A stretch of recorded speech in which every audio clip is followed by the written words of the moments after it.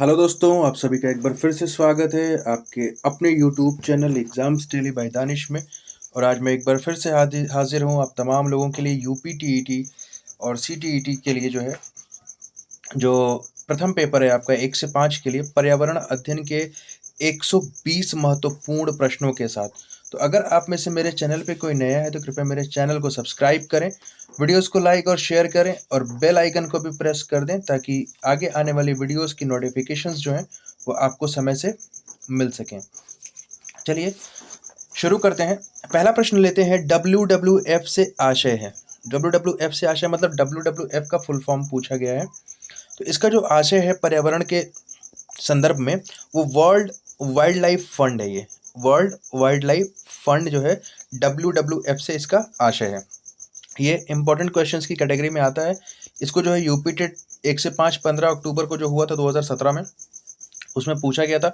Uttarakhand TET में भी पूछा गया था और पंजाब टेट में भी इस प्रश्न को पूछा जा चुका है। ठीक है, पंजाब टेट में भी इसको पूछा गया है, यू टेट में भी इस क्वेश्चन को पूछा गया है। ठीक है, अब देखिए ये जो WWF से जो आशय है वो वर्ल्ड वाइल्ड लाइफ फंड से है। विश्व वन्य जीव कोष आप इसको हिंदी में बोलते हैं, विश्व वन्य जीव कोष। सन 1962 में IUCN के सहायक संगठन विश्व वन्य जीव कोष WWF की स्थापना की गई। IUCN को मैं अभी एक्सप्लेन करूंगा आगे। इस संगठन का मुख्यालय कहाँ पे है? ग्लैंड, स्विट्जरलैंड में। याद रखिएगा जो आपका WWF है ना, ठीक है, जो WWF है इसका जो मुख्यालय है, ठीक है, वो कहाँ पे है? आपका स्विट्जरलैंड में। मुख्यालय ग्लैंड, ग्लैंड एक जगह है, ग्लैंड, ग्लैंड, ठीक है, ग्लैंड, ग्लैंड, स्विट्जरलैंड, स्विट्जरलैंड, याद रखिएगा, स्विट्जरलैंड। ठीक है,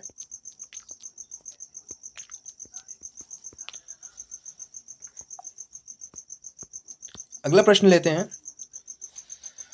संकटग्रस्त जंतु दैत्याकार पांडा पाया जाता है। संकटग्रस्त जंतु जो है मतलब ये संकट में, धीरे धीरे ये विलुप्त होने की कगार पे है। ठीक है, तो इसको संरक्षण की आवश्यकता है। तो इसमें बात संरक्षण की हम नहीं कर रहे, हम पूछ रहे हैं कि जो संकटग्रस्त जंतु है दैत्याकार पांडा इसका नाम है। ठीक है, कहाँ पाया जाता है? तो बिल्कुल सही ऑप्शन लगाइए, चाइना में आपका मिलता है। संकटग्रस्त जंतु दैत्याकार पांडा चीन में जो है पाया जाता है। पांडा को चीनी भाषा में डुयांग मायो या विशालकाय बिल्ली भालू कहते हैं। ठीक है, क्या बोलते हैं? अगर चीनी भाषा की बात करेंगे आप तो चीनी भाषा में जो है आप इसको बोलते हैं डुयांग मायो, डुयांग मायो। ठीक है, डुयांग मायो इसको बोलते हैं चीनी भाषा में। ठीक है, ये चीन के बांस के जंगलों और तिब्बत के हिमालय पर्वत के ढलानों पर रहते हैं। इस बात का ध्यान दीजिएगा, ये जो है तिब्बत के बांस के जंगलों, चीन के बांस के जंगलों और तिब्बत के हिमालय के पर्वत के ढलानों के पेड़ों पर रहते हैं। आज पांडा विश्व वन्य जीव कोष द्वारा अंतरराष्ट्रीय स्तर पर संरक्षित प्रजातियों में से एक है। ठीक है ना, जो पांडा है इसको जो वर्ल्ड वाइल्ड लाइफ फंड है ये विश्व स्तर पर इसको सुरक्षा दे रही है, संरक्षित किया गया है। ठीक है ना, याद रखिएगा। अगला प्रश्न लेते हैं, निम्नलिखित में से किसमें सर्वाधिक जैव विविधता पाई जाती है? तो ये क्वेश्चन एक बार मैं और करा चुका हूँ। उष्णकटिबंधीय सदाबहार वर्षा वन बायोम जो है यहाँ पे सबसे ज्यादा जो है क्या पाया जाता है? आपका जैव विविधता पाई जाती है, बायोडाइवर्सिटी पाई जाती है। ठीक है, अब इसमें एक चीज मैं आपको बता दे रहा हूँ, जो उष्णकटिबंधीय जो है सदाबहार वर्षा वन बायोम में जो है सबसे अधिक आपका जो है जैव विविधता पाई जाती है। ठीक है, अब देखिए ये जो है जो वन है भूमध्य रेखा के दक्षिण या उत्तर में, याद रखिएगा ये जो वन है वो भूमध्य रेखा, जो आपका इक्वेटर बोलते हैं, जो काल्पनिक रेखा जो पृथ्वी को दो बराबर भागों में बांटती है जिसको भूमध्य रेखा बोलते हैं, उसके उत्तर या दक्षिण में लगभग 28 डिग्री के भीतर पाए जाते हैं, 28 डिग्री के भीतर पाए जाते हैं। ये एशिया, ऑस्ट्रेलिया, अफ्रीका, दक्षिण अमेरिका, मध्य अमेरिका और प्रशांत द्वीपों पर पाए जाते हैं। इस चीज का ध्यान रखिएगा। ठीक है, जो इंपॉर्टेंट चीज है बस मैं वही आपको कवर करा रहा हूं। अगला प्रश्न है, चिपको आंदोलन के प्रणेता है। चिपको आंदोलन, तो आपका सही ऑप्शन जो है वो सुंदरलाल बहुगुणा जी हैं। ठीक है, सुंदरलाल बहुगुणा जी हैं, ये चिपको आंदोलन के प्रणेता हैं। अभी चिपको आंदोलन था क्या? ठीक है, चिपको आंदोलन के प्रणेता जो है सुंदरलाल बहुगुणा थे। यह आंदोलन वृक्षों के काटने के विरोध में वर्ष 1973 में वर्तमान उत्तराखंड राज्य से प्रारंभ किया गया था। याद रखिएगा, वृक्ष कटाई के विरोध में, वृक्ष कटाई के विरोध में जो है इसके अगेंस्ट थे, ठीक है। मतलब वो क्या बोलते थे, स्टॉप कटिंग ट्रीज, ठीक है ना। 1973 में जो है वर्तमान उत्तराखंड, मतलब आज जो उत्तराखंड है, वहां से इसको शुरू किया गया था। इस आंदोलन में जिस पेड़ को काटा जाता था, लोग उस पेड़ से चिपक कर खड़े हो जाते थे। इस तरह से पेड़ों की रक्षा का आंदोलन शुरू हुआ। मतलब वो लोग, चिपको का मतलब है पेड़ों को गले लगाने से, यहाँ चिपको का कोई दूसरा अर्थ नहीं है। मतलब पेड़ों की कटाई को रोकने के लिए पेड़ों को गले लगा लेना और वृक्ष का संरक्षण करना, ताकि पर्यावरण जो है हमारा प्रदूषित होने से बचा रहे, मानव जीवन जो है वो सुखमय हो, ठीक है ना। तो इसके प्रणेता जो थे वो सुंदरलाल बहुगुणा जी थे, ठीक है। अगला प्रश्न लेते हैं, भारत में प्रोजेक्ट टाइगर की शुरुआत हुई। हम बात कर रहे हैं भारत में प्रोजेक्ट टाइगर। तो देखिए, भारत में जो प्रोजेक्ट टाइगर है उसकी शुरुआत 1973 में हुई थी, ठीक है। इसका कारण क्या था, बाघों की जो घटती जनसंख्या है उसको देखते हुए बाघों के संरक्षण के लिए भारत सरकार द्वारा जो है 1 अप्रैल 1973 को, अगर पूरी डेट आपसे पूछी जाती है तो 1 अप्रैल 1973 याद रखिएगा, ठीक है। 1 अप्रैल 1973, ठीक है। ये जो है टाइगर्स जो है उनकी घटती हुई संख्या देख के भारत सरकार ने ये निर्णय लिया कि भाई जो है प्रोजेक्ट टाइगर शुरू किया जाए। तो 1 अप्रैल 1973 को जो प्रोजेक्ट टाइगर है वो अस्तित्व में आया और इस प्रोजेक्ट की शुरुआत जो है Jim Corbett national park Uttarakhand से की गई थी। कहाँ से की गई थी? Jim Corbett national park Uttarakhand से जो है प्रोजेक्ट टाइगर की शुरुआत की गई थी। इस चीज़ का आपको बहुत ही अच्छे से ध्यान रखना है। कुछ और चीज़ों के बारे में मैं बता देता हूँ। ये प्रोजेक्ट टाइगर है जिसको आप बाघ बोलते हैं, ठीक है। मैं इसको कट करके फिर से आपको समझा दे रहा हूँ थोड़ा सा। अगर बात करेंगे प्रोजेक्ट शेर की, प्रोजेक्ट शेर, मैं बता दिया ना, लॉयन होता है वो शेर है। अब प्रोजेक्ट बाघ हमने पढ़ लिया, अब हम प्रोजेक्ट शेर पढ़ रहे हैं। प्रोजेक्ट शेर जो है वो 1972 में है, ठीक है, शुरू हुआ। प्रोजेक्ट बाघ जो है आप समझ ही लिए 73 में है, ठीक है। वो सीक्वेंस में आपको याद हो जाएगा। उसके बाद देखिएगा प्रोजेक्ट एलिगेटर जिसको आप घड़ियाल बोलते हैं, तो वो 1975 में है। कौन? प्रोजेक्ट घड़ियाल, घड़ियाल, ठीक है, घड़ियाल जिसको आप एलिगेटर बोलते हैं, 1975 में, ठीक है। उसके बाद प्रोजेक्ट गैंडा और हीम तेंदुआ, प्रोजेक्ट गैंडा और हीम तेंदुआ 1987 में। किसमें? 1987 में। उसके बाद प्रोजेक्ट गजतमे, मतलब प्रोजेक्ट कभी कभी आपसे पूछ देगा ना, देखिए ये एक अच्छी सी चीज़ है जो मैं आपको एक्सप्लेन कर दे रहा हूँ। प्रोजेक्ट गजतमे, प्रोजेक्ट गजतमे, अब ये क्या है? तो गज का मतलब होता है हाथी। तो प्रोजेक्ट हाथी कब शुरू हुआ था? ये शुरू हुआ था 1992 में। कब शुरू हुआ था? 1992 में, ठीक है, याद रखिएगा। उसके बाद बात करते हैं प्रोजेक्ट रेड पांडा, लाल panda, project red panda, red panda जिसको आप लाल पांडा बोलते हैं। इस प्रोजेक्ट की शुरुआत कब हुई थी? ये हुई थी भाई 1996 में। मतलब जो पांडा है, रेड पांडा है, उसको संरक्षित करने के लिए। तो ये कुछ महत्वपूर्ण चीज़ें थी, आप इसका खास ख्याल रखिएगा। आगामी 28 नवंबर को जो आयोजित होने वाली उत्तर प्रदेश शिक्षक पात्रता परीक्षा है उसमें इस तरह के जो प्रश्न है उनका समावेश जो है वो ज़्यादा रहता है, ठीक है। अगला प्रश्न लेते हैं, किसी जगह के फ्लोरा और फना सूचित करते हैं। देखिए, फ्लोरा और फना है, कहीं कहीं आपको फ्लोरा और फौना मिलेगा, फ्लोरा और फौना, ठीक है, कहीं फना मिलेगा कहीं फौना मिलेगा, कंफ्यूज मत होइएगा। इसका मतलब होता है कि पेड़ पौधे एवं जीव जंतुओं को, जो पेड़ पौधे एवं जीव जंतुओं को जो है हम जो सूचित करते हैं वो फ्लोरा और फना के माध्यम से। बस आप इतना इसके बारे में पढ़िए, ज़्यादा ज़रूरत नहीं इसकी। 2011 और 2013 में ये प्रश्न पूछा है, उत्तर प्रदेश शिक्षक पात्रता परीक्षा का ये प्रश्न है। किसके नेतृत्व में चिपको आंदोलन को बल मिला? सिंपल सी चीज़ है कि जो है ये सुंदरलाल बहुगुणा जी के जो है नेतृत्व में चिपको आंदोलन को बल मिला। ये जो है शुरू हुआ था वर्तमान उत्तराखंड से 1973 में। इस चीज़ का ध्यान रखिएगा। और ये वृक्षों की कटाई रोकने से संबंधित है, अभी मैंने आपको बता दिया। अब देखिए, बात करते हैं अमृता देवी बिश्नोई की। ये कहानी 300 साल पहले की है और ये जो है आपका राजस्थान के किसी स्थान की कहानी है कि अमृता देवी जो है वहाँ की मतलब निवासी हैं, राजस्थान की थी। और उस समय जो है किसी राजा ने जो है जहाँ पे ये रहती थी वहाँ पे अपने नौकरों को शायद भेजा था कि जाइए वृक्षों को काट के लाइए, कुछ महल में काम है, उसकी आवश्यकता है। तो इनको जो है पेड़ पौधों से, पशु पक्षियों से बड़ा प्यार था बचपन से ही। तो जब वो लोग वृक्षों की कटाई के लिए पहुंचे ना, तो इन्होंने मना किया, अमृता देवी बिश्नोई जी ने उनको मना किया। तो वो लोग नहीं माने वो कटाई के लिए, भाई राजा के भेजे हुए दूत थे, लोग थे। तो वो जाके पेड़ से मतलब लिपट गई वो, और उनके साथ जो उनकी बेटियां थी, देखते देखते वो भी आ गई। तो हुआ गया कि जब वो वृक्ष से लिपट गई, तो जो लोग वृक्षों की कटाई के लिए आए थे, मैं अमृता देवी बिश्नोई की बात कर रहा हूँ, ठीक है। तो हुआ क्या कि उन लोगों ने इनको कहा कि नहीं, आप पेड़ से दूर हो जाएंगे, राजा का हुक्म है कि हमको वृक्ष को काट के लेके जाना है।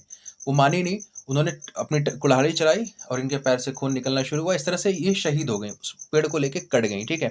तो इनका जो है मतलब वृक्षों की कटाई रोकने में बहुत बड़ा योगदान है। इनके साथ जो है लगभग उस दिन 300 लोग काट दिए गए थे उसी वृक्ष को मतलब गले लगाने के चक्कर में, ठीक है ना। मतलब कि हम उससे लिपट जाएंगे तो शायद ये लोग उसको काटे ना, लेकिन राजा का हुक्म था।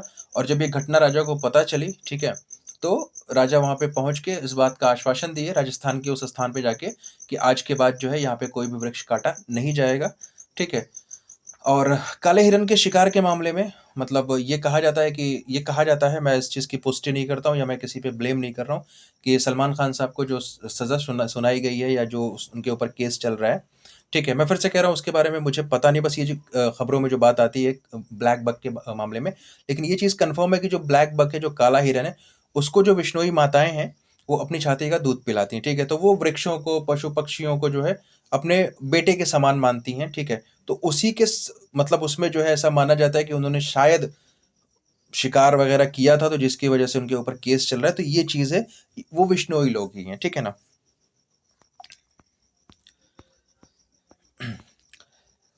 पर्यावरण को बचाने के लिए चिपको आंदोलन का संबंध किस राज्य से है? उत्तराखंड। याद रखिएगा कि उत्तराखंड और सुंदरलाल बहुगुणा, जब भी चिपको आंदोलन की बात आए भूलिएगा मत, 1973 में, ठीक है।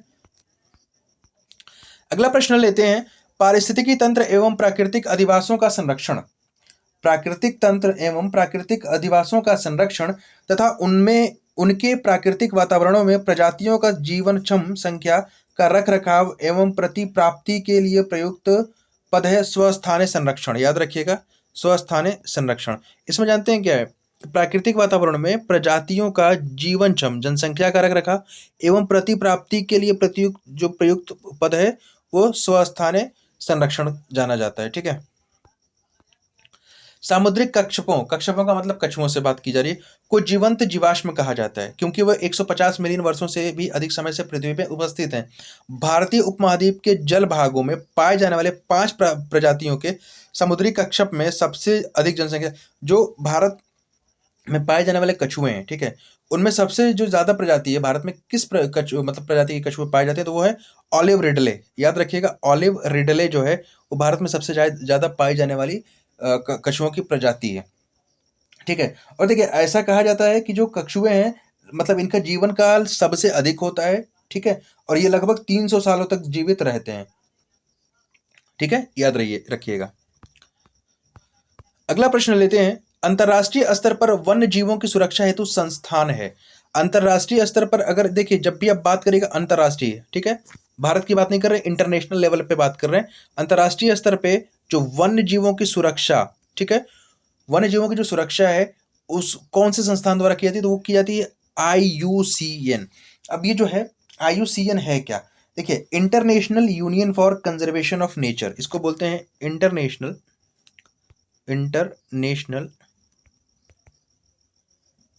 यूनियन फॉर कंजर्वेशन, जिसको आप संरक्षण बोलते हो, ठीक है, कंजर्वेशन ऑफ नेचर,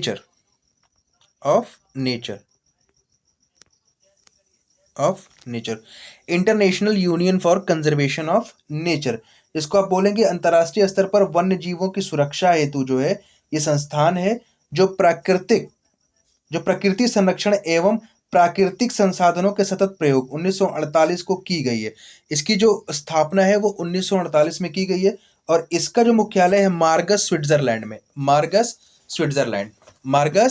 स्विट्जरलैंड। याद रखिएगा, IUCN international union for conservation of nature ठीक है, जो प्राकृतिक चीज़ें हैं उनका संरक्षण के बारे में ये बात करता है। 1948 में जो है इसकी स्थापना की गई और इसका जो मुख्यालय है वो मार्गस स्विट्ज़रलैंड में, मैं लिख दे रहा हूँ इसको, ठीक है। ये 1948 में इसकी स्थापना की गई थी, IUCN की, ठीक है। और मार्गस, मार्गस या ऐसे कर लीजिएगा, मार्गस स्विट्ज़रलैंड, स्विट्ज़रलैंड में, ठीक है। स्विट्ज़रलैंड में इसका मुख्यालय है, स्विट्ज़रलैंड के मार्गस में, ठीक है। अगला प्रश्न लेते हैं, संरक्षण या विनाश पुस्तक के लेखक हैं। तो संरक्षण या विनाश नामक जो पुस्तक है वो सरला बहन द्वारा किया गया, सरला बहन, ऑप्शन नंबर ए सही है। संरक्षण या विनाश पुस्तक की हम बात कर रहे हैं, ठीक है। अगला प्रश्न लेते हैं, पर्यावरण एवं वन मंत्रालय भारत सरकार द्वारा पर्यावरण के क्षेत्र में दिया जाने वाला पुरस्कार है। मतलब पर्यावरण एवं वन मंत्रालय जो है भारत का, भारत सरकार द्वारा पर्यावरण के क्षेत्र में निम्नलिखित में से कौन सा पुरस्कार दिया जाता है, इस बात का आपको बताना है। तो देखिए, ये वृक्ष मित्र बिल्कुल सही है। इसमें जो है पर्यावरण एवं वन मंत्रालय भारत सरकार द्वारा इंदिरा प्रियदर्शनी वृक्ष मित्र पुरस्कार, इंदिरा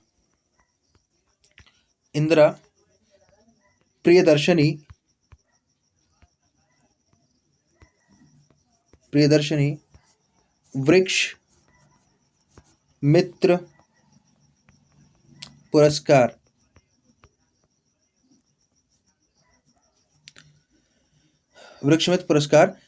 जो है शुरू किया गया था। यह पुरस्कार ऐसे व्यक्ति तथा संस्थाओं को दिया जाता है जो वनीकरण को बढ़ावा देते हैं। किसको? वनीकरण को, मतलब पेड़ पौधे को लगाने को जो लोग करते हैं तो उसको जो है क्या दिया जाता है? इंदिरा प्रियदर्शनी वृक्ष मित्र पुरस्कार दिया जाता है। चलिए अगला प्रश्न लेते हैं। प्रश्नों की संख्या ज्यादा है, ज्यादा व्याख्या में समय ज्यादा लगेगा। रेड डेटा बुक में सम्मिलित हैं विलुप्त हो रहे जीव, सुभेद जीव, आपत्तिग्रस्त जीव, इनमें से सभी, ठीक है। रेड देखिए, रेड का गैस सिलेंडर का रंग देखिए ना, लाल होता है। लाल से संबंध ज्यादातर खतरे से होता है।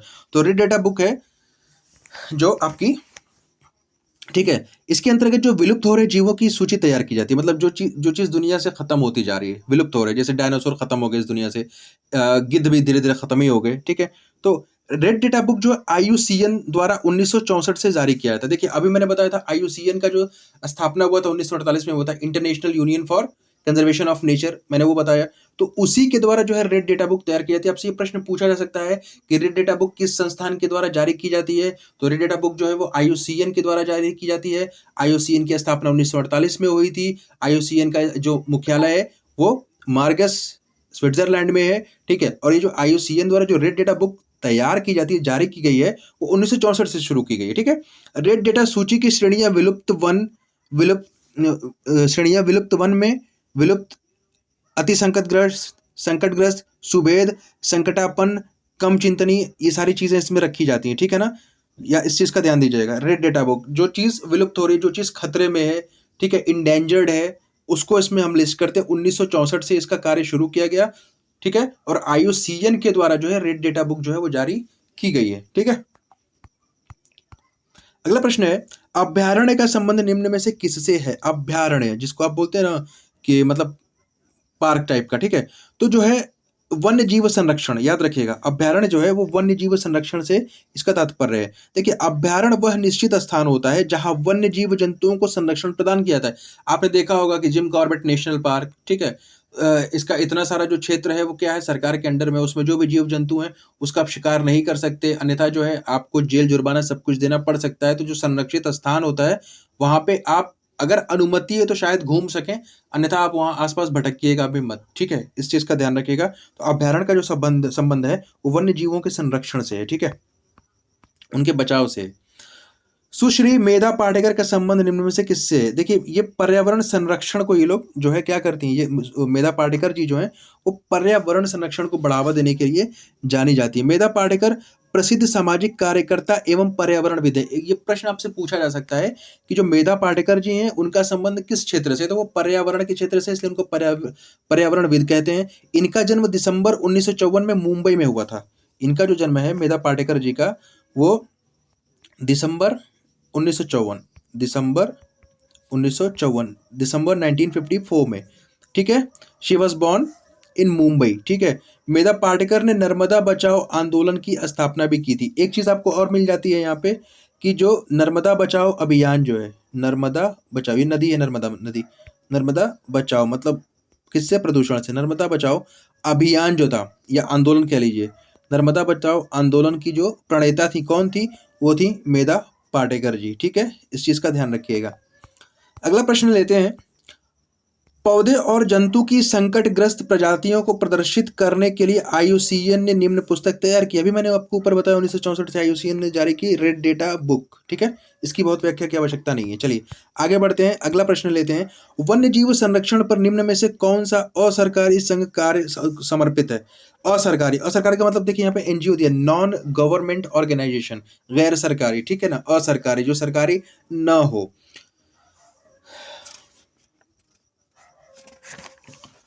चलिए देख लेते हैं। तो इसमें जो है आपका WWF फॉर नेचर है, world wide life for nature, भारतीय वन्य जीव बोर्ड भी है, राष्ट्रीय वन्य जीवन क्रिया योजना ये भी है। तो उपरोक्त तो सभी जो है इसका सही आंसर है। ये सारी गैर सरकारी संस्थाएं हैं जो कि वन्य जीव संरक्षण पर क्या करती हैं? कार्य करती हैं, ये सारी की सारी, ठीक है। अगला प्रश्न है। एक अध्यापक मेधा पाटेकर व अमृता देवी बिश्नोई के योगदान पर बोल रहा है क्योंकि दोनों का संबंध जल संरक्षण के आंदोलन से है, दोनों महिला सशक्तिकरण आंदोलन से संबंधित है, दोनों के आंदोलन पर्यावरणीय मुद्दों पर है। इस बात का ध्यान दीजिएगा कि चाहे वो जल के बारे में बोले, जल प्रदूषण के बारे में बोले, या वृक्षों की कटाई रोकने के बारे में बोले, तो ये सारे मुद्दे जो है पर्यावरणीय मुद्दे हैं। इसलिए जो ऑप्शन नंबर सी है आपका बिल्कुल सही होगा। ये प्रश्न जो है आपका हरियाणा टेट 1 से 5 की जो परीक्षा होती है आपकी पात्रता परीक्षा मतलब कक्षा 1 से 5 के लिए, प्राथमिक स्तर के लिए, उसमें 2012 में पूछा गया था, ठीक है। इसलिए मैंने इसका समावेशन यहाँ पे किया है। अगला प्रश्न लेते हैं। जब ध्रुव से भूमध्य रेखा की ओर बढ़ते हैं तो जैव विविधता क्या होती है? देखिए ध्रुव का मतलब जो पोल होते हैं, आपकी जो पृथ्वी है, एक होता है आपका नॉर्थ पोल, एक होता है आपका साउथ पोल, और ये मान लेता हूँ कि ये इक्वेटर आपका जो जिसको आप भूमध्य रेखा बोलते हैं, क्या बोलते हैं? भूमध्य रेखा बोलते हैं, ठीक है, भूमध्य रेखा बोलते हैं। तो एक जो है आपका मान लेते हैं ये नॉर्थ पोल है और ये साउथ पोल है। तो कह रहा है कि जब ध्रुव में भूमध्य रेखा की ओर बढ़ते हैं, मान लीजिए कि इस ध्रुव से हम भूमध्य रेखा की ओर बढ़ते हैं, तो जैव विविधता क्या होगी? बढ़ती है, घटती है, स्थिर रहती है, इनमें से कोई नहीं। क्या होगा इसका आंसर जो है आपका, ठीक है। तो जो है इसमें जो है आपका ए होगा, बढ़ती है, ठीक है। जैव विविधता, बायोडाइवर्सिटी जो है वो बढ़ती है। रीजन क्या है कि देखिए ये जो आपका अर्थ है, ये जो पोल्स हैं, तो पोल्स जो होते हैं ना काफी ठंडे होते हैं, पोल्स जो होंगे वो काफी ठंडे होते हैं, ठीक है ना, क्योंकि यहाँ पे सूरज की रोशनी पहुंचते पहुंचते बहुत स्लो हो जाती है। तो जो क्षेत्र बहुत ठंडा होगा ना, वहां पे जैव विविधता जो है उतनी ज्यादा आपको नहीं मिलेगी। जब आप इससे ध्रुव की तरफ, उसकी तरफ पोल्स उधर बढ़ेंगे, भूमध्य रेखा की ओर जब बढ़ेंगे इस तरफ, मान लीजिए इक्वेटर है आपका, जिसको आप इंग्लिश में इक्वेटर बोलते हैं और हिंदी वाले बोलते हैं भूमध्य रेखा, ठीक है। जब इधर बढ़ेंगे तो बायोडाइवर्सिटी जो है, जैव विविधता जो है आपको बढ़ती जाएगी, ठीक है ना, याद रखिएगा। अगला प्रश्न लेते हैं। सामाजिक वानिकी का उद्देश्य है, सामाजिक वानिकी, ठीक है, सामाजिक वानिकी का उद्देश्य है पर्यावरणीय, सामाजिक व ग्रामीण विकास में मदद के लिए मदद के उद्देश्य से वनों का प्रबंधक। सही बात है, यही ऑप्शन सही है, ठीक है।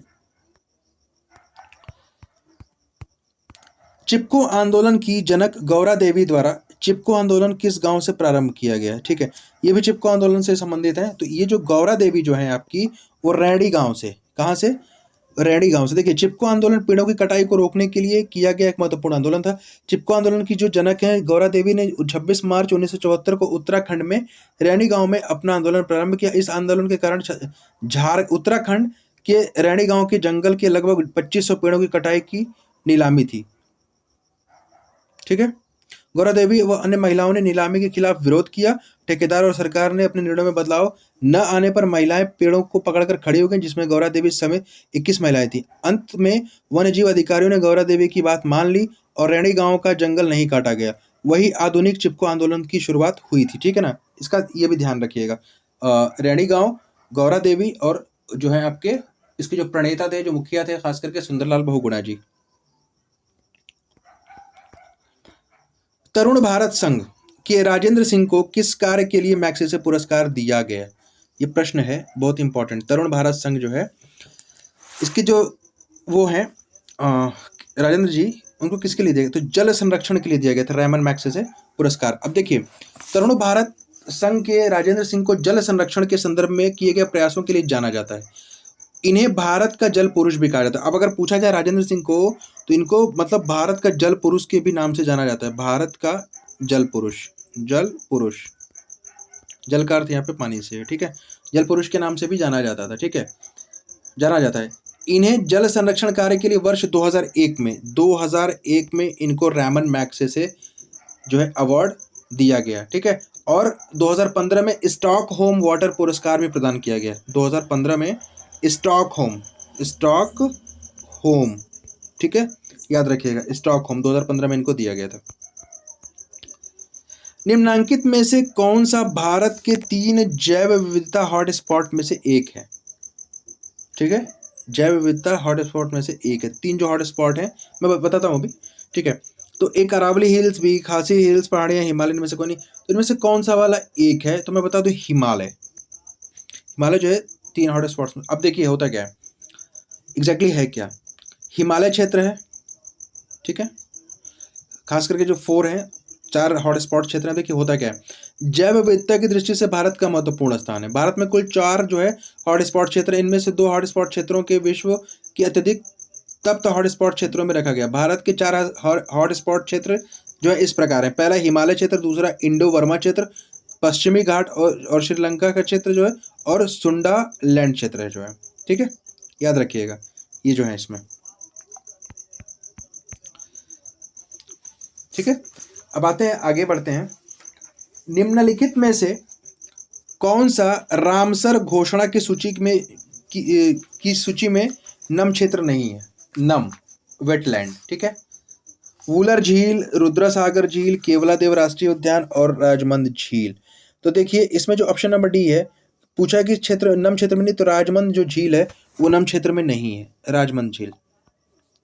अब देखिए भारत में कुल आर्द्र भूमि क्षेत्रफल, भारत में कुल आर्द्र भूमि क्षेत्रफल जो है भारत के भौगोलिक क्षेत्रफल का 4.63% है। भारत 1982 में रामसर समझौते का सदस्य बना। उस समय केवलादेव राष्ट्रीय उद्यान तथा चिल्का झील को आर्द्र भूमि में शामिल किया गया, ठीक है। रामसर घोषणा सूची में भारत के 26 आर्द्र भूमि क्षेत्र हैं। इनमें से वुलर झील है, ठीक है, वुलर झील जम्मू कश्मीर, रुद्रसागर झील जो है त्रिपुरा में है, आपका केवलादेव राष्ट्रीय उद्यान जो है राजस्थान में, लोकटक झील मणिपुर में है, ये सारी चीजें। जबकि राम जो है राजमंद या रामसमंद जो है झील इनमें से शामिल नहीं है, ठीक है, याद रखिएगा। आर्द्र, नम जिसको आप बोलते हो, ठीक है।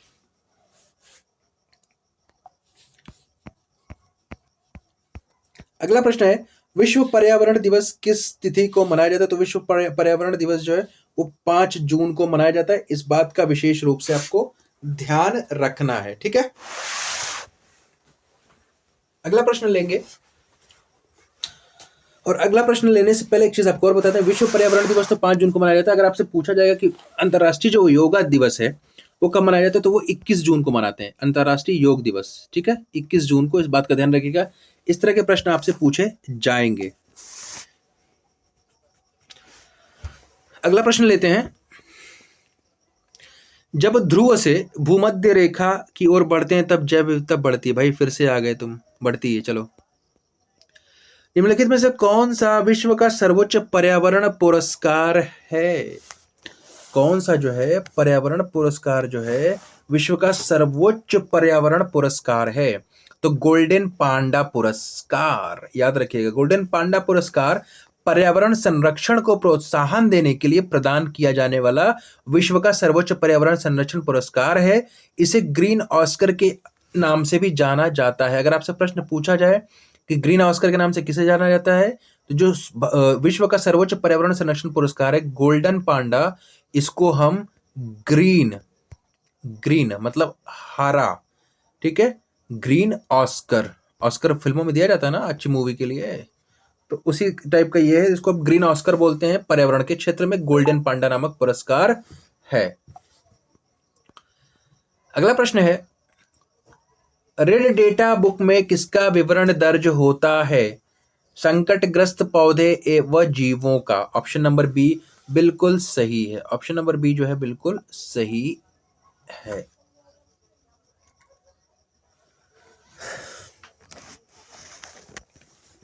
ठीक है,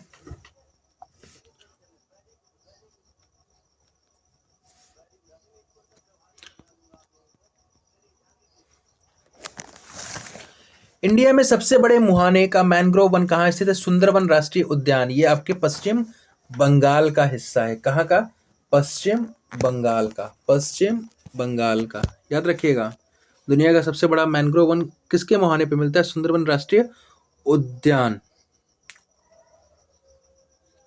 ठीक है, हो गया। अब देखिए कुछ चीजें मैं आपको बता दूं, जैसे जो दिवस के बारे में पूछा गया था अभी, विश्व पर्यावरण दिवस मैंने बोला आपसे, तो 5 जून को मनाते हैं हर वर्ष। ठीक है, याद रखिएगा। उसके बाद अगर बोलते हैं विश्व शौचालय दिवस 19 नवंबर को मनाया जाता है। शौचालय की महत्ता, साफ सफाई के संबंध में जानकारी देने के लिए, उसको अपने महत्व को बढ़ाने के लिए। ठीक है, जल दिवस जो है, विश्व जल दिवस 22 मार्च को मनाते हैं। विश्व वानिकी दिवस जो है 21 मार्च को मनाते हैं। अंतर्राष्ट्रीय पृथ्वी दिवस, अंतर्राष्ट्रीय पृथ्वी दिवस 22 अप्रैल को है।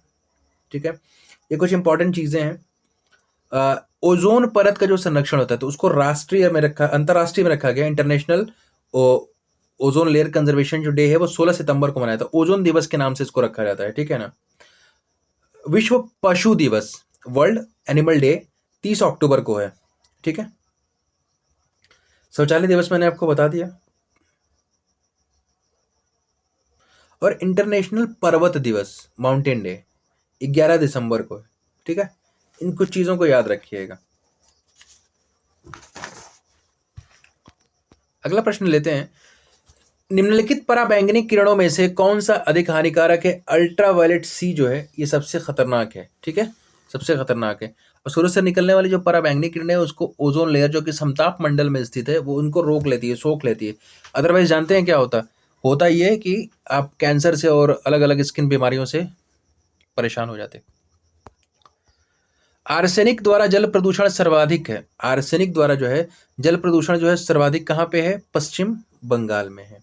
ठीक है, और मैं आपको बता दूं पश्चिम बंगाल में जो है इसके 4 जिलों में, मुर्शिदाबाद, नदिया, उत्तरी एवं दक्षिणी 24 परगना में आर्सेनिक की मात्रा भूमिगत जल में मानक स्तर से अधिक पाई गई है। समझिएगा, भारत में सर्वप्रथम 1983 में पश्चिम बंगाल में ही आर्सेनिक द्वारा जल प्रदूषण का मामला सामने आया था।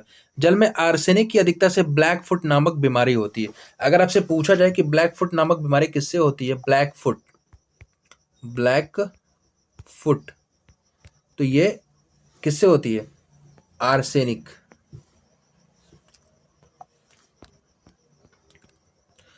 निम्नलिखित में से कौन सी ग्रीन हाउस गैस नहीं है? निम्नलिखित में से कौन सी ग्रीन हाउस गैस नहीं है? देखिए, कार्बन डाइऑक्साइड है, नाइट्रस ऑक्साइड है, मीथेन भी है, हीलियम नहीं है। अब एक चीज जो है, एक चीज का ध्यान दीजिएगा, मैं भी आगे बता देता हूँ कि कौन कौन सी जो गैसें हैं वो ग्रीन हाउस गैसें हैं, तो आपको पता चल जाएगा कि कौन सी वाली नहीं है। ठीक है ना।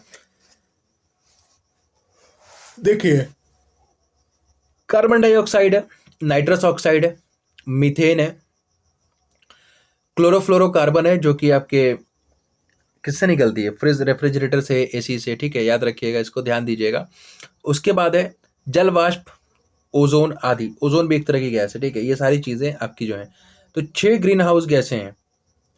6 जो हैं ग्रीन हाउस, 6-7 ग्रीन हाउस गैसें हैं। अब देखिए, carbon dioxide, methane CH4, nitrous oxide है, हाइड्रोफ्लोरोकार्बन है, क्लोरोफ्लोरोकार्बन है, परफ्लोरोकार्बन है, सल्फर हेक्साक्लोराइड जो है SF6। ठीक है, ध्वनि प्रदूषण का मापन किस इकाई द्वारा किया जाता है? तो डेसिबल। ध्वनि प्रदूषण जो है उसको हम डेसिबल में नापते हैं। ठीक है ना, याद रखिएगा, यही आपसे ज्यादा पूछा जाता है। ध्वनि प्रदूषण के मापन की इकाई क्या है? डेसिबल है। अंतर्राष्ट्रीय ओजोन दिवस कब मनाया जाता है? तो अंतर्राष्ट्रीय ओजोन दिवस जो है, मैं आपको बता दूं, यहाँ पे प्रश्न है, सॉरी, अगला, अंतर्राष्ट्रीय ओजोन दिवस कब मनाया जाता है? तो अंतर्राष्ट्रीय ओजोन दिवस 16 सितंबर को मनाया जाता है। ठीक है, निम्नलिखित ईंधनों में से कौन सा न्यूनतम पर्यावरणीय प्रदूषण उत्पन्न करता है? हाइड्रोजन। बाकी सबसे बहुत ज्यादा उत्पन्न होगा, पेट्रोल से देखिए, डीजल से देखिए, इससे पर्यावरणीय प्रदूषण उत्पन्न होता है। ठीक है, अगला प्रश्न है, निम्नलिखित किस गैस के कारण भोपाल गैस त्रासदी हुई? क्वेश्चन एग्जामिनर का बड़ा फेवरेट क्वेश्चन है, हर साल 2 साल पे एक बार जरूर रिपीट करता है ये। ठीक है, तो भोपाल गैस त्रासदी जो है मिथाइल आइसोसाइनेट के कारण हुई थी। ठीक है, मिथाइल आइसोसाइनेट के कारण ये हुई थी। ठीक है ना, और ये 1984 की एक घटना है जो कि यूनियन कार्बाइड नामक कंपनी में जो है, ठीक है ना, मिथाइल आइसोसाइनेट जो है, जिसको आप मिक बोलते हैं, मिक गैस, मिक भी बोलते हैं उसको, CH3NCO नामक जहरीली गैस निकली थी, इसकी वजह से लोगों को काफ़ी नुकसान उठाना पड़ा, काफ़ी लोग मर भी गए थे। ग्रीन मफलर संबंधित है ध्वनि प्रदूषण से। ग्रीन मफलर जो है वो किससे संबंधित है? ध्वनि प्रदूषण से। ठीक है। गंगा एक्शन प्लान को लाने का उद्देश्य निम्नलिखित में से किसके सुधार हेतु था? सीधी बात है कि जल की गुणवत्ता हेतु था। ठीक है, जल की गुणवत्ता को सुधारने के लिए राजस्थान में जो है ये राजीव गांधी जी के द्वारा जो इस गंगा एक्शन प्लान का शुभारंभ किया गया था।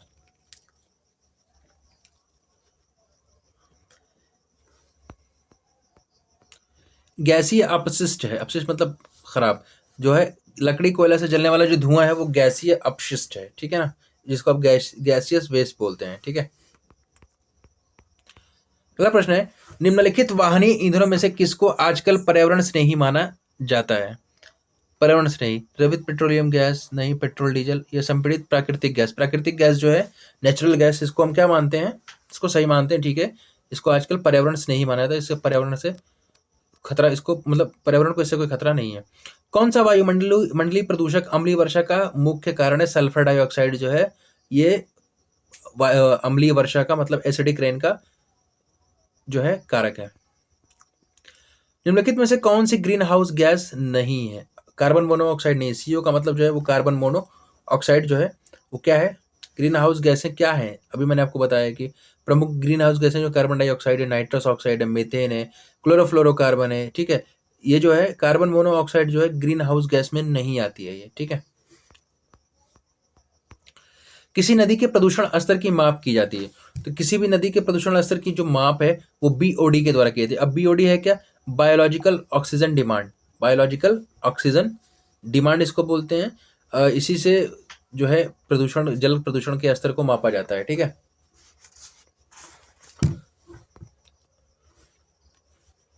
अगला प्रश्न लेते हैं, निम्नलिखित में से कौन सी एक ग्रीन हाउस गैस है? सल्फर डाइऑक्साइड, अभी तो बताया हूं, सल्फर डाइऑक्साइड भी तो है, सल्फर डाइऑक्साइड।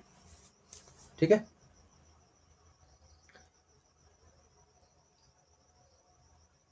Sulphur dioxide.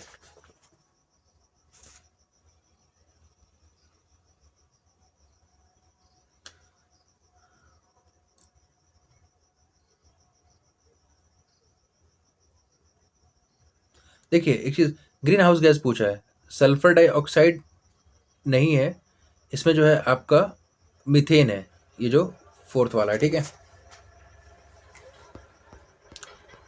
अगला प्रश्न है, पृथ्वी पर पहुंचने से पहले ओजोन परत किन किरणों को अवशोषित कर लेती है? तो पराबैंगनी किरणों को भी मैं बताया हूं, जो कि समताप मंडल में ओजोन परत होती है। विश्व उष्मायन के निम्न में से कौन सा एक कारक है? वाहनों से निकली गैसें, पेड़ पौधों से निकली गैसें, भट्टियों से वाहनों से निकली जो गैसें हैं वो भूमंडलीय तापन का या विश्व उष्मायन का जो है मुख्य कारण है। वायु प्रदूषण को कम किया जा सकता है वृक्षों के द्वारा। सिंपल सी बात है, अगर आप वृक्ष लगाएंगे तो क्या होगा?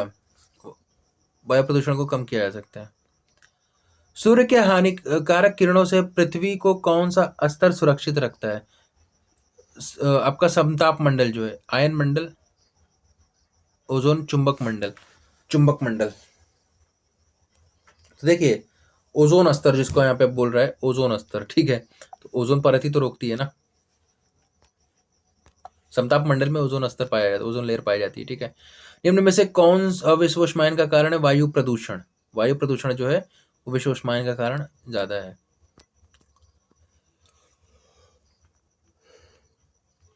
अगला प्रश्न है, निम्न में से कौन वायु प्रदूषण का एक उदाहरण है? निम्न में से कौन सा जो है वो वायु प्रदूषण का एक उदाहरण है? उपरोक्त सभी है, धुआं और कुआसा, वाहनों से निकलने वाली गैस, जलती हुई लकड़ी का चारकोल से निकली गैस। तो सिंपल सी बात है, सारा का सारा है, डी वाला ऑप्शन सही है। भारत तथा दूसरे देशों में प्रदूषण को रोकने के लिए बनाए गए नियम का प्रयोग रोकता है प्लास्टिक के थैले। प्लास्टिक के थैले पे पाबंदी लगाई गई है।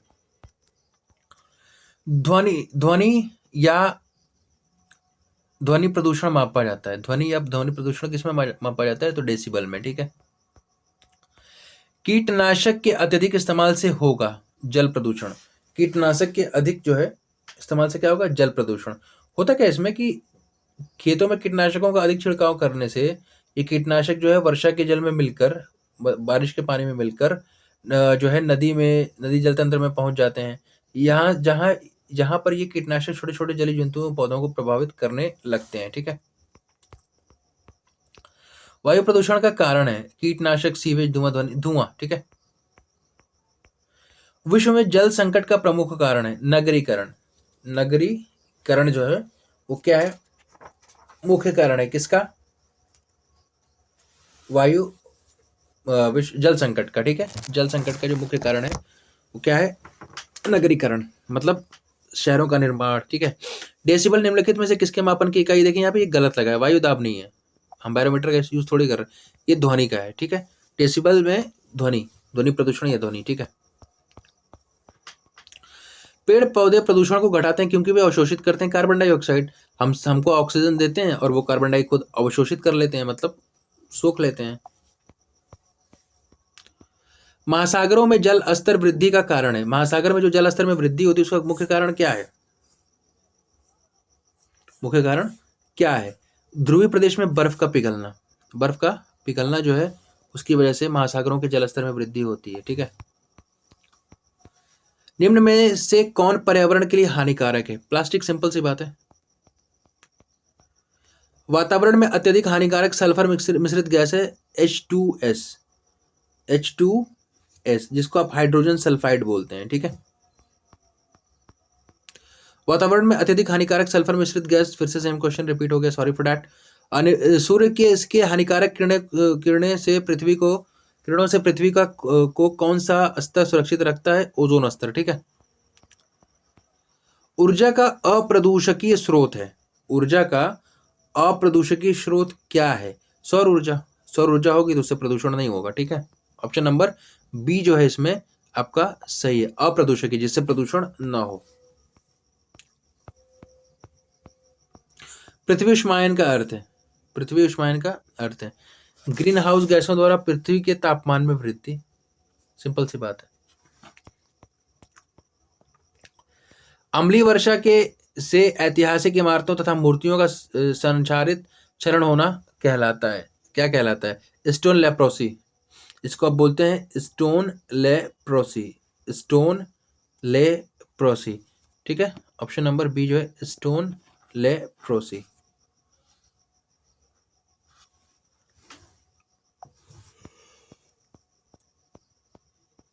अगला प्रश्न है मीना माटा। मीना माटा तो नहीं है, ये मीना माता बोला जाता है, मीना माता। मीना माता, मीना माता रोग प्रदूषण जनित रोग है जो परिणाम है किसका, समुद्र में बिखरे तल का, वायुमंडल में आर्सेनिक जमा होने का, औद्योगिक पारा अपशिष्ट को पानी में छोड़ने का। अब इसका देखिए मतलब क्या है, मीना माता एक स्थान है। ठीक है। मीना माता जो है एक स्थान है, जापान का एक तट है। ठीक है। जापान के तट पर एक मीना माता नगर स्थित था। ठीक है। तो वहां से जो है कुछ अपशिष्ट पदार्थ कहाँ पे गया, मीना माता की खाड़ी में गया। पारा विषाक्तता के कारण मीना माता निवासियों की बड़ी संख्या में मृत्यु हो गई। देखिए इसमें मैं आपको बताऊं इसमें एग्जैक्टली है क्या, कि ये जो है ना मीना माता एक जगह थी जहाँ पे लोग रहते थे जापान में। ठीक है। और वहाँ पे जो है किसी कंपनी के द्वारा वहाँ पास की जो नदी है उसमें पारा जो है, पारा जिसको आप मरकरी बोलते हैं, वो बहाया गया था और उसको मछलियों ने निगल लिया, उसको मछलियों ने निगल लिया। और पारा की अधिकता के कारण मछलियां बीमार हुई और उनको जिन व्यक्तियों ने खाया वो बीमार हुए और उनकी मौत हो गई। तो ये जो है बीमारी जो है वो पारा की अधिकता, मतलब मरकरी, मरकरी समझ रहे ना, एजी जिसको आप बोलते हैं, मरकरी की अधिकता के कारण ये हुआ था, जिससे काफी लोगों की मौत हो गई थी और काफी लोग बीमार हो गए थे। ठीक है। तो पारा याद रखिएगा। और मीना माता इसको इसलिए बोला था कि जापान के एक स्थान मीना माता की जगह पे हुआ था, इस वजह से इसको मीना माता बोलते हैं। ठीक है। अगला प्रश्न लेते हैं, ओजोन परत सूर्य से आने वाली किन किरणों को रोकती है, तो पराबैंगनी किरणों को। स्मॉग धुआं बनता है धुएं तथा कोहरे से, जो धुंध बनता है वो धुएं और कोहरे के कारण से जो है आपका बनता है। अगला प्रश्न है, उच्चतम न्यायालय ने सरकार को निर्देशित किया कि यमुना के जल की गुणवत्ता कम से कम ग्रेड सी स्तर तक बनाए रखें, जिससे उसे लोगों के पीने योग्य बनाकर उपलब्ध कराया जा सके। उक्त कथनानुसार ग्रेड सी स्तर का अर्थ ये है, क्या है? यह औसत दर्जे का प्रदूषित जल, मतलब वहाँ का जो जल है वो काफ़ी प्रदूषित है, लेकिन बोला जा रहा है कि उसको इस तरह से प्रदूषित बनाइए कि उसको उसमें थोड़ा-सा चेंजेस करके उसको पीने योग्य बना दिया जा सके, ठीक है? जल प्रदूषण अथवा जल जनित रोगों का एक उदाहरण निम्न में से कौन सा है? अतिसार है, जिसको आप क्या बोलते हैं? अतिसार। अतिसार। अतिसार एक जल जनित पानी से होने वाला रोग है जो दूषित जल के पीने से होता है। इसे डायरिया के नाम से भी जाना जाता है, मतलब समझ रहे हैं ना, डायरिया। अगला प्रश्न है, इनमें से कौन सी गैस हमें सूरज की घातक किरणों से रक्षा करती है? ओजोन। क्या है? ओजोन।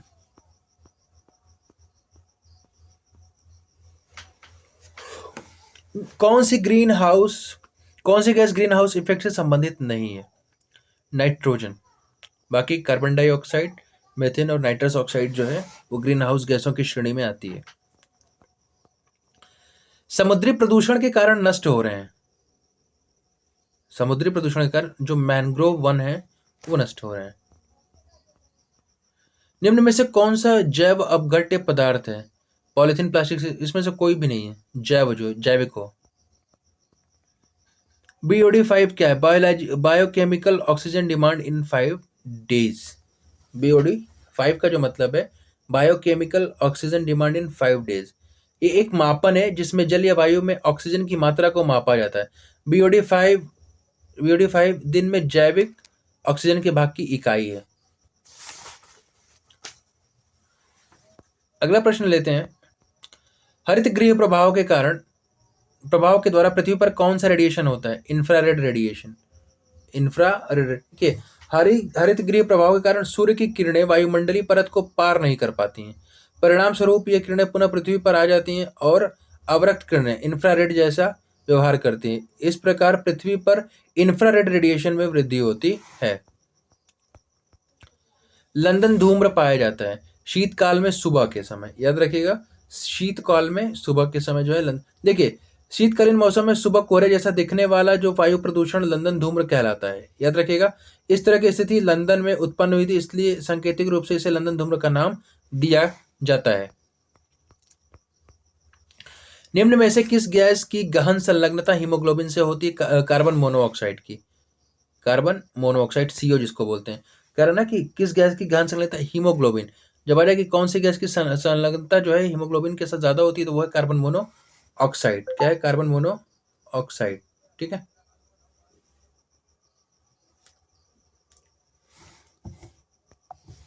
अगला प्रश्न है, सुप्रीम कोर्ट ने पर्यावरण और वन मंत्रालय को कब यह आदेश दिया कि ताजमहल के क्षेत्र में हरित क्षेत्र विकसित किया जाए? ठीक है, उसको हरा भरा बनाया जाए। कब किया गया था? तो ये जो है आपका 1994 में बोला गया था। ठीक है, 1994 में बोला गया था। अगला प्रश्न है, कणिकीय प्रदूषण को समाप्त करने के लिए निम्न में से किस युक्ति का प्रयोग किया जाता है? कणिकीय प्रदूषण, जो कण वाले प्रदूषण होते हैं उसको समाप्त करने के किसका उपयोग करते हैं? ठीक है, तो इसमें जो है आपका gravity settling chamber, cyclone collector, fabric filter या उपरोक्त सभी? तो उपरोक्त सभी।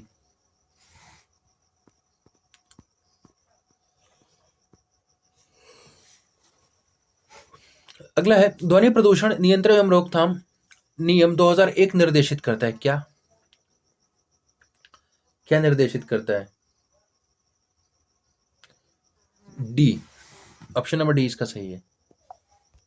बी और सी बोला है ना, पटाखों के कारण ध्वनि प्रदूषण, सॉरी लाउड स्पीकर के कारण ध्वनि प्रदूषण और किसी भी सभा में तीव्र ध्वनि के स्पीकर का प्रयोग, यही मुख्य कारण जो है।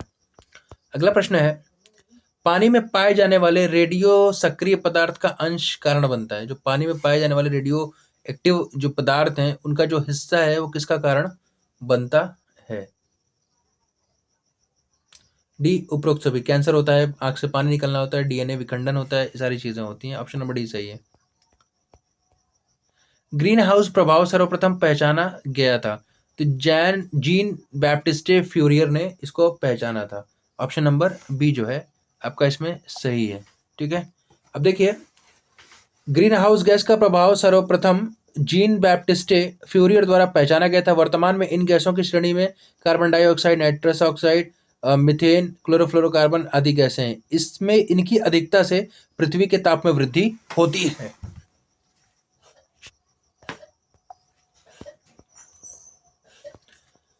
अगला प्रश्न है, इनमें से कौन सा वैश्विक तापमान के लिए जिम्मेदार है? मीथेन भी है, कार्बन डाइऑक्साइड भी, क्लोरोफ्लोरोकार्बन भी, इसलिए ये सारी हैं।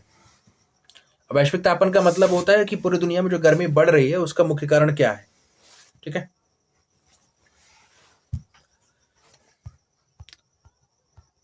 इनमें से कौन सा अम्ल वर्षा में उपस्थित होता है?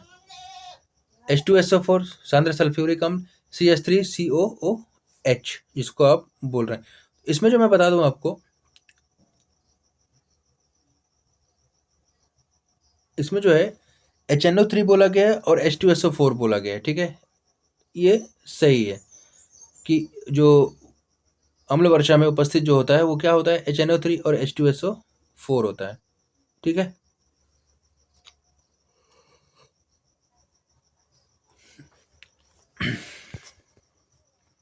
निम्न में से किस स्तर के नीचे जाने पर ओजोन परत में छिद्र की संख्या दी जाती है? ओजोन परत में जो है वो संख्या दी जाती है किसके नीचे जाने से? 200 DU। ओजोन की सांद्रता मापने की सांद्रता 200 DU डॉप्सन यूनिट से कम हो जाती है तो इस ओजोन मतलब तरफ जो है छिद्र हो जाता है उसमें। ठीक है, EIA environmental impact assessment America में स्थापित किया गया 1969 में। किसमें? देखिए, अमेरिका में पर्यावरण प्रदूषण पड़ने वाले घातक प्रभावों को 1969 में EIA इन्वायरमेंटल इम्पैक्ट असेसमेंट के रूप में प्रतिपादित किया गया। DDT है। DDT क्या है? DDT जो है वो अनअपघटनीय प्रदूषक है, अनअपघटनीय। ठीक है, DDT पहला आधुनिक कीटनाशक था जो मलेरिया के विरुद्ध प्रयोग किया गया था, किंतु 1950 के बाद इसे कृषि कीटनाशक के रूप में भी प्रयोग किया जाने लगा। खेतों में इसके भारी प्रयोग से मच्छर इसके प्रति प्रतिरोधी हो गए।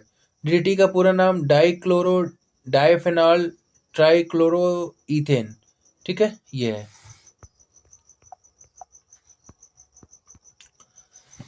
अगला प्रश्न है, निम्न में से कौन सा जीवाणु जल प्रदूषण के सूचक के रूप में काम आता है? कौन सा जो जीवाणु है उसको हम जल प्रदूषण के सूचक के रूप में इस्तेमाल करते हैं? तो यह है कॉलीफॉर्म। कॉलीफॉर्म जीवाणु जल प्रदूषण के सूचक के रूप में प्रयोग किया जाता है। ठीक है, प्रयोग किया जाता है ये। ठीक है, और वर्ष 1920 में अमेरिका में के सर्वप्रथम यह सूचक के रूप में प्रयोग किया गया। ई कोलाई और इंटेरेकोकाई जीवाणुओं का प्रयोग भी जल प्रदूषण संकेतक के रूप में किया जाता है। अगला प्रश्न है, निम्न में से कौन सी गैस वायुमंडल के तापमान को बढ़ाने के लिए उत्तरदायी मानी जाती है? तो कार्बन डाइऑक्साइड जो है, ऑप्शन नंबर सी जो है वो बिल्कुल आपका सही है। वायु प्रदूषण से नहीं होते हैं। वायु प्रदूषण से नहीं होते हैं। क्या नहीं होते हैं?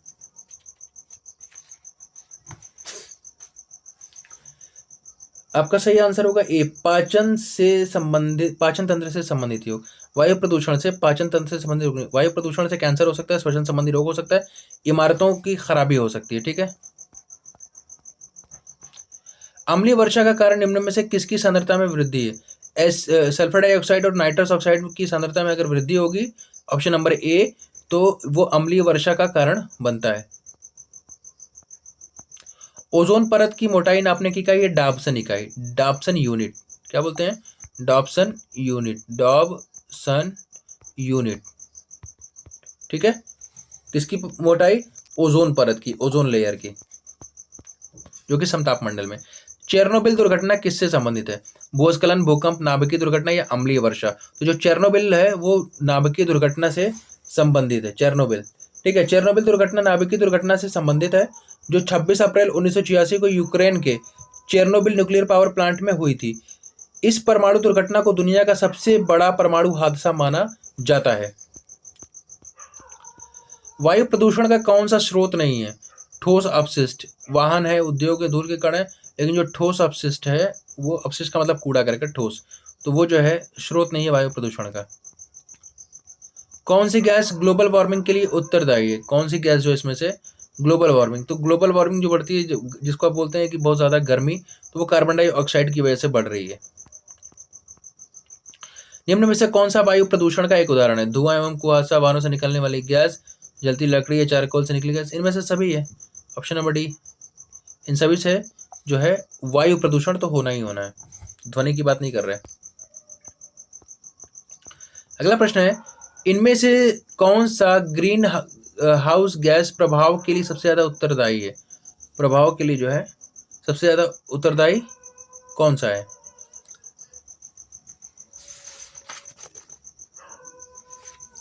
ऑप्शन नंबर बी जो है कार्बन डाइऑक्साइड। ठीक है, सल्फर डाइऑक्साइड का प्रदूषण निम्नलिखित में से किसके अत्यधिक वृद्धि होने का सूचक है? सल्फर डाइऑक्साइड ऑक्साइड का प्रदूषण जो है सबसे ज्यादा किसके जो बढ़ने के कारण ये होता है? तो लाइकेंस। किसका है? लाइकेंस। लाइकेंस। अब देखिए, लाइकेंस ऐसे पौधे होते हैं जो चट्टानों या पेड़ों की छालों पर उगते हैं। सामान्य वर्षा इनके लिए पोषक का कार्य करती है। यदि वर्षा में वायु प्रदूषक, विशेष रूप से सल्फर डाइऑक्साइड जो अम्ल वर्षा के रूप में पाई जाती है, लाइकेंस को हानि पहुंचाती है, इसलिए इनको सल्फर डाइऑक्साइड के प्रदूषण के संकेतक के रूप में लिया जाता है। स्वास्थ्य को संकट में डालने वाला सबसे गंभीर वायु प्रदूषक कौन सा है? तो सल्फर डाइऑक्साइड। Sulphur dioxide. अगला प्रश्न है, निम्नलिखित में से कौन सा सामान्यतः वायु प्रदूषक नहीं है? Hydrocarbon, sulphur dioxide, carbon dioxide या नाइट्रस ऑक्साइड। तो हाइड्रोकार्बन जो है, हाइड्रोकार्बन जो है, नाइट्रस ऑक्साइड जो है, नाइट्रस ऑक्साइड सामान्यतः वायु प्रदूषक नहीं है। नाइट्रस ऑक्साइड जो है वो वायु प्रदूषक नहीं है, बाकी तो है। निम्नलिखित में से कौन से ईंधन से सबसे कम पर्यावरण प्रदूषण होता है? तो डी, उससे हाइड्रोजन से। हाइड्रोजन से सबसे कम पर्यावरण प्रदूषण होगा। अगला प्रश्न है, फसलों पर डीडीटी का छिड़काव किस प्रकार प्रदूषण उत्पन्न करता है? फसलों पर जो है वो डीडीटी का जो छिड़काव है, इससे मृदा तथा जल संबंधी प्रदूषण होता है, मृदा, मिट्टी का और जल का। ठीक है, निम्नलिखित में से कौन सबसे ज्यादा ठोस अपशिष्ट उत्पन्न करता है? कृषि, न्यूक्लियर पावर संयंत्र, उत्पादन उद्योग और पैकिंग उद्योग। इनमें से कौन सा सबसे ज्यादा ठोस अपशिष्ट उत्पन्न करता है? ठोस कूड़ा करकट जो है वो कौन जो है सबसे ज्यादा उत्पन्न करता है? सी है उत्पादन उद्योग। उत्पादन उद्योग। ठोस अपशिष्ट कृषि क्षेत्र में उत्पादन उद्योग सीवेज, सलज, म्युनिसिपल गार्बेज आदि से उत्पन्न होते हैं, किंतु उत्पादन उद्योग द्वारा उत्पन्न ठोस अपशिष्ट की मात्रा अधिक होती है। ठीक है,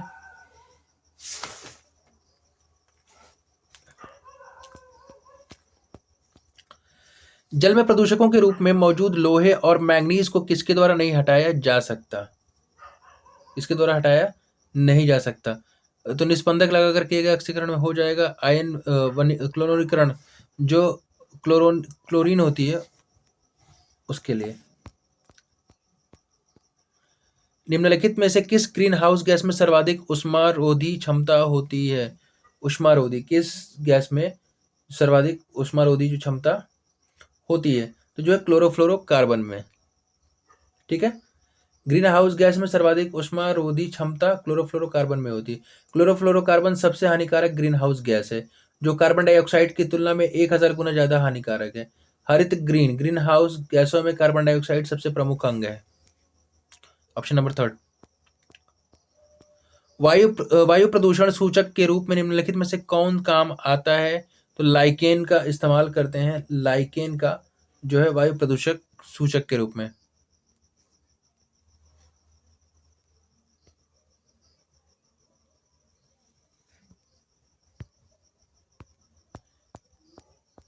अगला प्रश्न है, वर्ष 1952 की महान धुंध वायु प्रदूषण की एक गंभीर घटना है, जिसने जिसने लंदन को प्रभावित किया था। लंदन।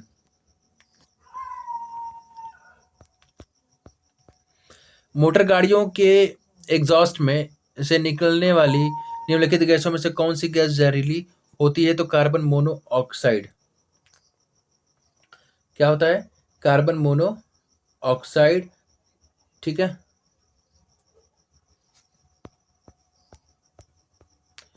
ईंधन के अपूर्ण ज्वलन के कारण, मतलब जो ईंधन होता है वो पूरी तरह से नहीं जलता है, तो उसके कारण निम्नलिखित में से कौन सी गैस उत्पन्न होती है? ठीक है, ये आपसे पूछा गया है। कौन सी गैस उत्पन्न होती है ईंधन के अपूर्ण ज्वलन?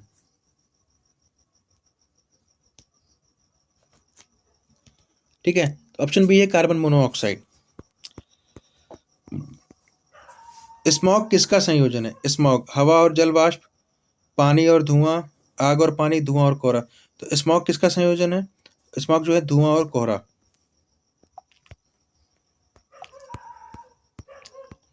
ग्रीन हाउस प्रभाव का क्या अभिप्राय है? ग्रीन हाउस जो प्रभाव है, इससे लोग जो है क्या समझते हैं? ठीक है, क्या समझते हैं? तो इसका मतलब सी है, वायुमंडल गैसों के कारण सौर ऊर्जा को रोकना। ओजोन परत के क्षरण के कारण क्या होता है? स्तन कैंसर, त्वचा कैंसर, फेफड़ों का कैंसर या रक्त कैंसर। तो बी है जो आपका त्वचा कैंसर। अगला प्रश्न है, समताप मंडल में पराबैंगनी विकिरण को किसके द्वारा अवशोषित किया जाता है? तो ओजोन के द्वारा। अगला प्रश्न है, ओजोन परत किसकी प्रायिकता से बनती है? ओजोन जो परत है किसकी प्रायिकता से जो है ये बनती, किसकी प्रतिक्रिया से बनती है? ठीक है, किसकी प्रतिक्रिया से ये बनती है? तो ये बनती है ऑक्सीजन और पराबैंगनी किरणों से। ओजोन का अणुसूत्र है O3। ये थोड़ा सा धुंधला हो गया है, ओजोन का O3। ठीक है, क्या है? O3। ठीक है,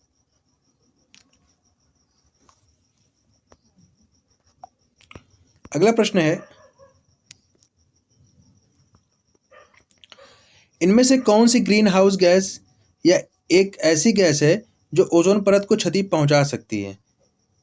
ओजोन परत को देखिए, ऑक्सीजन तो नहीं पहुंचाएगी, BF3, CH3ClF2 दिया हुआ है। तो इनमें से कौन सी जो गैस है? तो सी वाली जो है क्लोरोफ्लोरोमीथेन जो है, क्लोरोफ्लोरोमीथेन जो जिसको आप बोल रहे हैं CH3ClF2।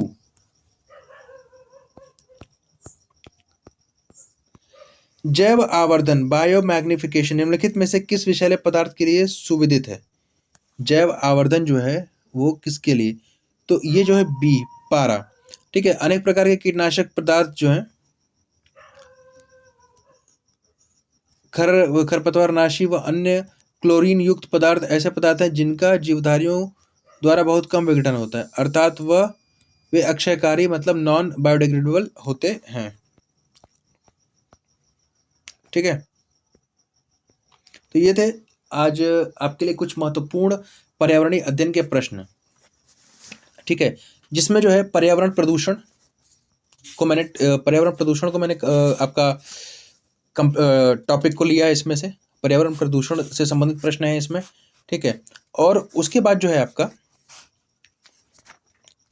पर्यावरण प्रदूषण की जो बात है, देखिए दो टॉपिक है, एक तो जैव विविधता है और पर्यावरण संरक्षण, और उसके बाद जो है पर्यावरण प्रदूषण। ठीक है, इन टॉपिक्स से उठा के मैंने 119 क्वेश्चन आपको दिए हैं, जो कि आपकी आगामी जो भी स्टेट टेट की परीक्षा होगी, ठीक है, उसमें आपको बहुत ही मदद मिलेगी आपको। तो अगर आप में से मेरे चैनल पे कोई नया है तो कृपया मेरे चैनल को सब्सक्राइब करें, वीडियोस को लाइक और शेयर करें और बेल आइकन को भी प्रेस कर दें, ताकि आगे आने वाली नोटिफिकेशंस आपको समय से मिलती रहें। और अगर किसी भी प्रश्न में किसी प्रकार की दिक्कत हो तो कमेंट ज़रूर करिएगा। और ये जो वीडियोज़ हैं आपको एग्जाम्स जरिए बाय दानिश नाम के चैनल के ज़रिए प्रोवाइड कराई जा रही हैं। किसी भी वीडियो में किसी प्रकार की समस्या हो तो कृपया कमेंट करना ना भूलें।